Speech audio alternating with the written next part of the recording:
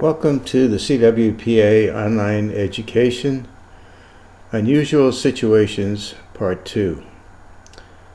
I have about 7 clips that we're going to take a look at. In some of the situations, I'm going to ask you to make the call to see if you know the answer. In all the other clips, and in fact all clips, you will see what the NCAA rule is that applies to that particular situation. So with that, let's get started. The first clip we're going to take a look at involves an exclusion foul. And this situation is very unusual. It does not happen that often. But if it does happen, you want to make sure that you're correct in applying the rules as written. Now, one player will be excluded. However, 2 players will leave the field of play or start to leave the field of play.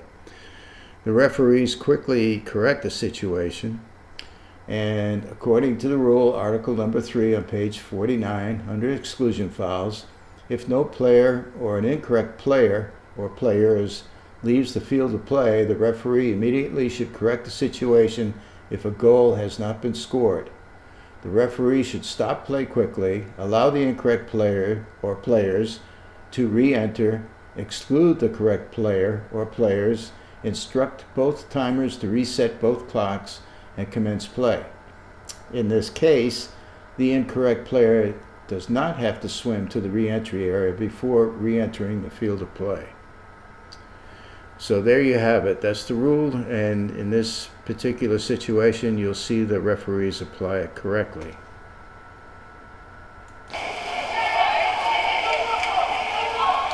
This is where the exclusion will occur. Here's the extra player that's going to leave, the center forward defender.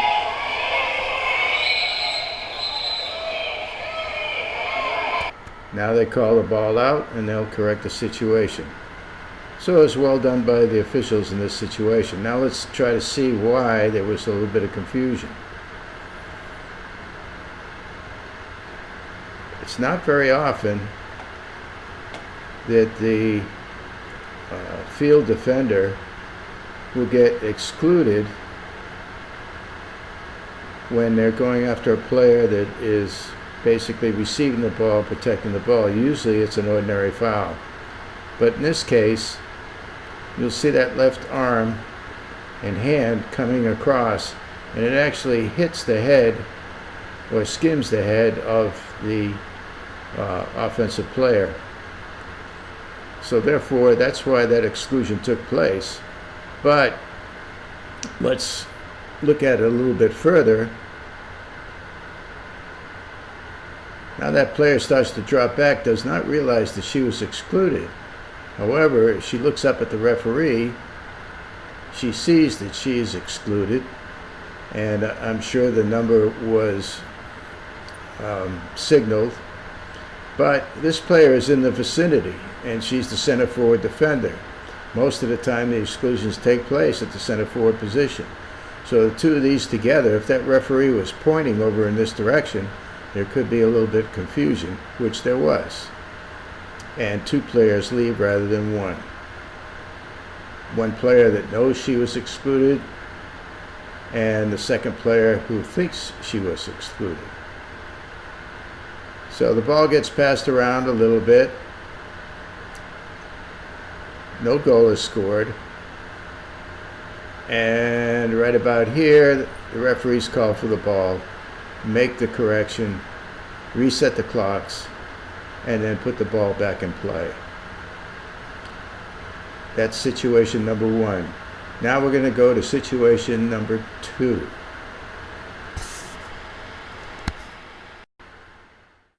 Okay, here's situation number 2. Now, I want you to watch this very carefully, and you determine what should happen according to the rules as they're written.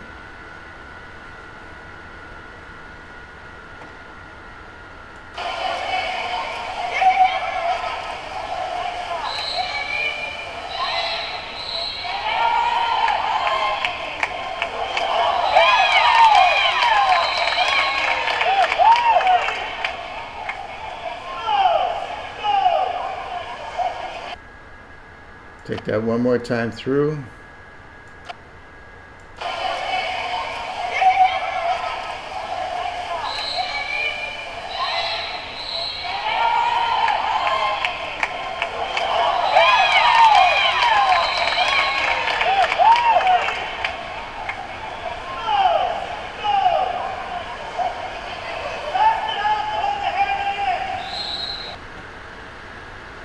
Alright, you had a chance to see it twice through. You see where the confusion was, and it was between the drop back defender and the center forward D. So we just run that through real quickly here. You can hear the referee called an ordinary foul on the center forward defender, who did a pretty good job. She may have been, impeding, but she got two hands up in the air. She definitely wasn't holding or sinking. Now the player that dropped back, she flips the ball away. So there's no exclusion foul on the center forward defender, but there's an exclusion foul on the player that just dropped back. And that's where the confusion lies. Now, both players leave. Obviously, they left this player wide open. She gets the ball for a quick and scores a goal. Do you count the goal? Yes, you do. In this situation, was the goal counted? No, it was not. So the referees made a mistake. Again, if no player or an incorrect player leaves the field of play, the referee immediately should correct the situation if a goal has not been scored. And that's your key right there, if a goal has not been scored.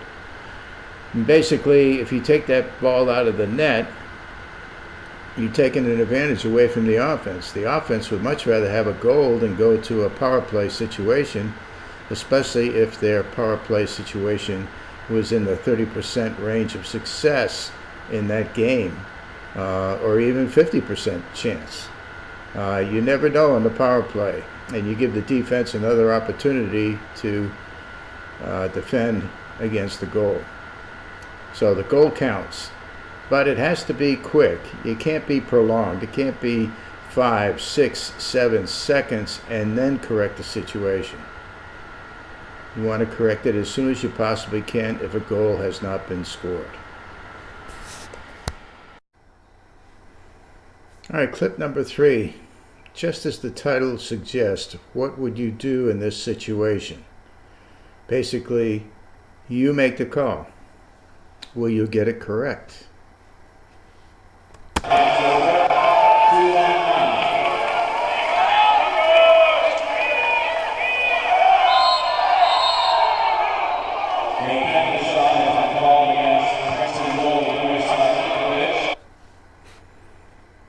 Alright, this is pretty straightforward, and it is under penalty fouls. If your answer was award a penalty foul or a penalty throw, then you are correct. Penalty fouls on page 63 under section 2 and item A for goalkeeper or other defending player to pull down or otherwise displace the goal, and it refers to figure 18. However, that's not the end. Did you also exclude the player for the remainder of the game? Well, section 5 on the next page, 64, basically pulling over goal. For a goalkeeper or any other defending player to pull over the goal completely with the object of preventing a probable goal, the offending player shall also be excluded for the remainder of the game, with substitution after the earliest occurrence of an event described in Rule 7-3. So did you get both parts correct, or did you just get one?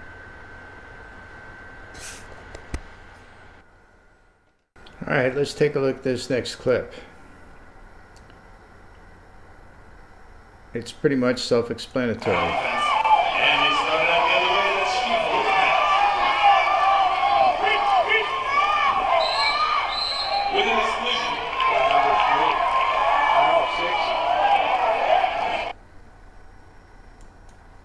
course, I'm sure you all caught that and understand that splashing is an exclusion foul.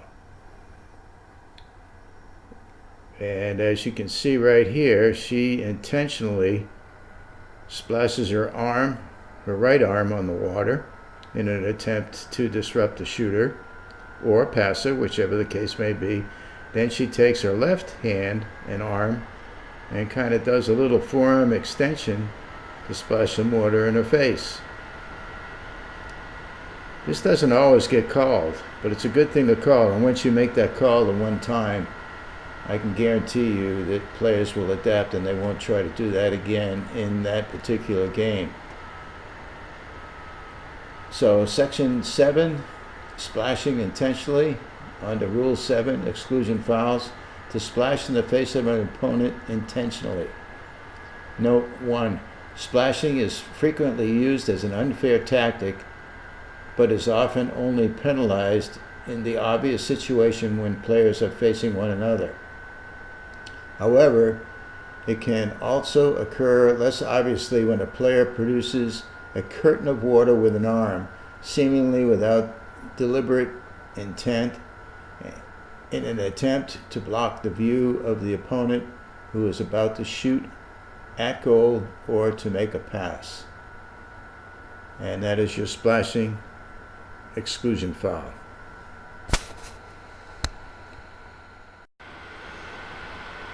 Alright, in this clip I want you to take a look at it, watch it closely. I'll let it run several times. See if you can determine what I saw in this particular clip and what should have taken place.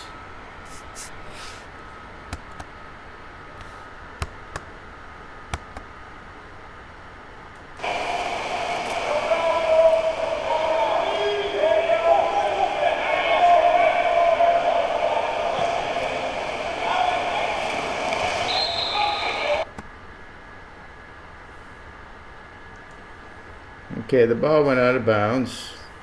Who'd the ball go off of? And did the referees get this correct? Of course, I'm looking at this in slow motion and I'm looking at it from an evaluator's perspective.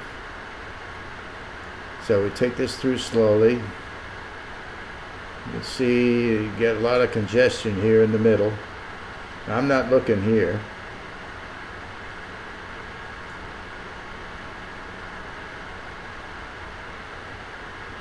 You can see this player here will disappear behind this offensive player, and he's the one that winds up getting open for a pass and an attempted shot on goal.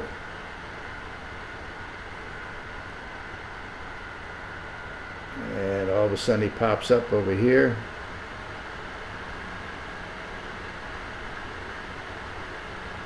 And now we see he's about to take the shot.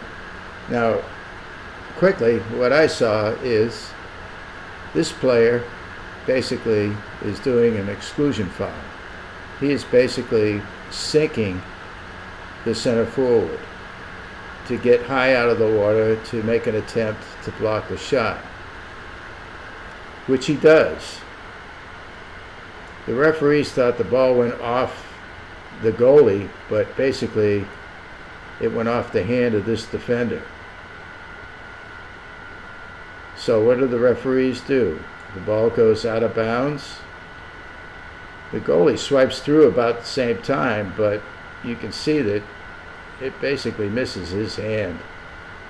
And it goes off the field player. And the field player tries to establish that by clapping his hands and patting his head, saying, hey, that ball went out of bounds out of me, so the ball should turn over.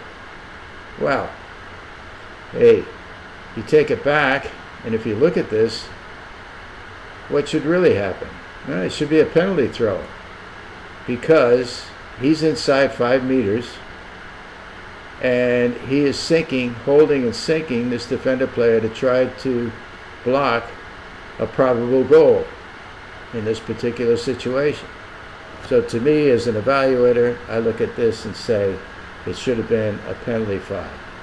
If not, it's very close, and I can understand how they would see that ball got deflected right there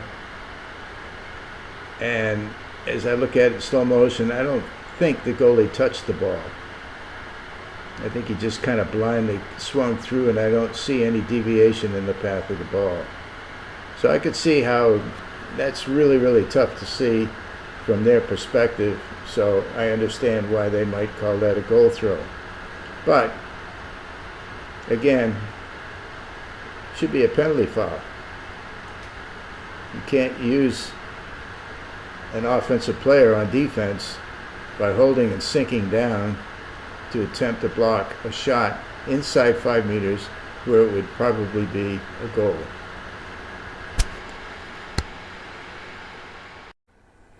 Clip number 7. Here's a situation for you. It's a little bit on the unusual side. There'll be a shot on the goal, and let's take it from here.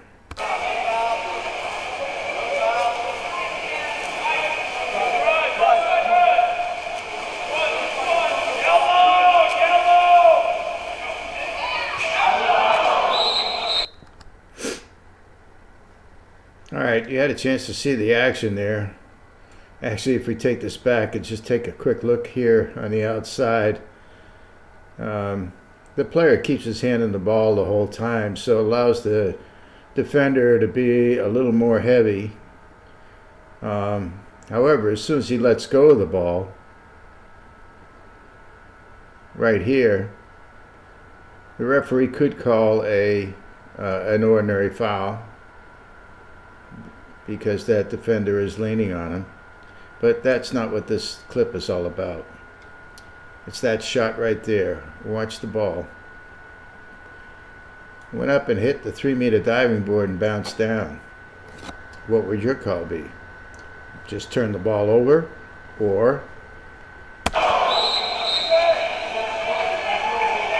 referee correctly calls a neutral throw.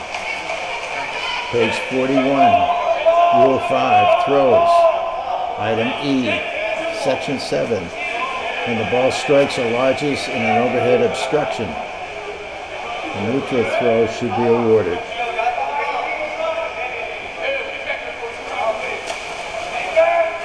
And there's your neutral throw.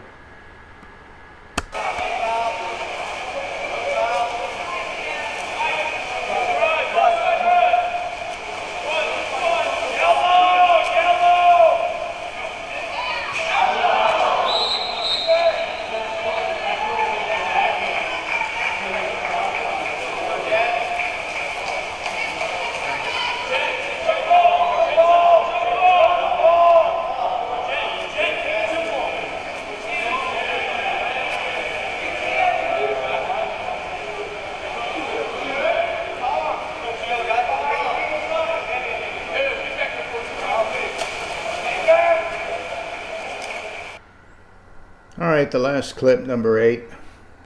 We have a situation where there'll be a double exclusion.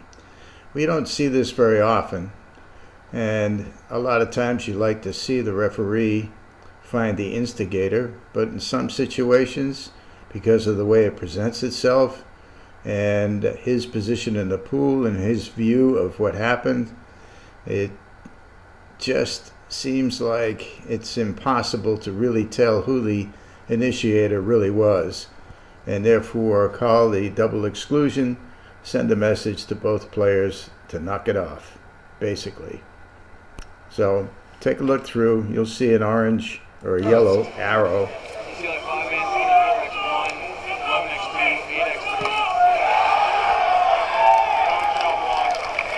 pointing out the two players.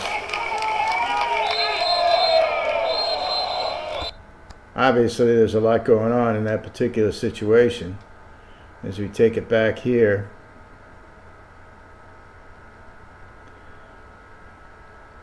and going on a counterattack, you can see the white cap will bear into and basically get an arm on top of the dark cap player and causing him to sink and really slow down. And he just kind of stays on top. But what transpires now is the dark cap player comes up and gives a little poke to the head right there.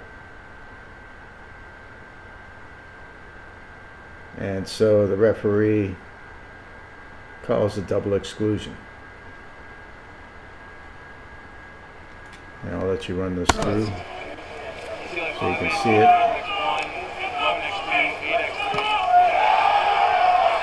in real time at the end.